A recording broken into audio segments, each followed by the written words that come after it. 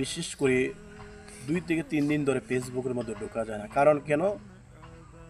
পীর মুফতি গিয়াসউদ্দিন তাহেরি সাহেব এবং ফয়সল সাহেব সহ জামাতের যে সমস্ত ভাই বাবারা প্রার্থী হিসেবে মাধবপুর চুনারগড়ের মধ্যে দাঁড়িয়েছেন, ওনার ফেল করলে আমাদের কিছু না, পাশ করলে আমাদের কিছু না। কারণ আমার জন্মের বয়স থেকে এখন পর্যন্ত 26 থেকে 27 বছর রানিং, আমাদের জীবনে দেখলাম না কোনো এমপি মন্ত্রী মাধবপুর সোনারগাঁয়ের ভিতরে কোনো আলেমদের কোনো উপকার করছে, কোনো উপকার করে নাই। আমরা পাশ হইলে আমাদের কিছু না, ফেল হলে আমাদের কিছু না।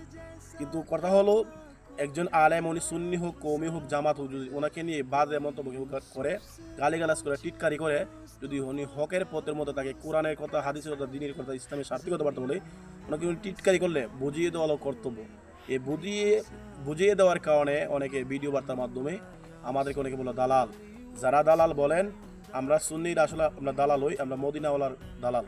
কিন্তু আমরা কোনো মুনাফিক মার্কা ইহুদিদের দালাল নয়, কোনো ব্যক্তির দালালি আমরা করি না। আর বিশেষ করে মাধবপুর তারা জেসা হাসপাতাল হোক, আমাদের কিছু যায় আসে না। কিন্তু যারা আলেমদেরকে নিয়ে টিটকারি মস্কারি করেন, আমি বলবো যদি তোরা সত্যিকারে হালাল মানের সন্তান হয়ে থাকস, তাহলে এক বাপের জন্ম হয়ে থাকস, তাহলে আমার সাথে আমি রেফারেন্স দিয়ে প্রমাণ করি তোদের ঘরের মধ্যে একটার বউ হালাল নাই, সবটি হারাম হয়েছে। তোর ইমান নাই, যারা হজ করতে নতুন হজ আদায় করতে রেফারেন্স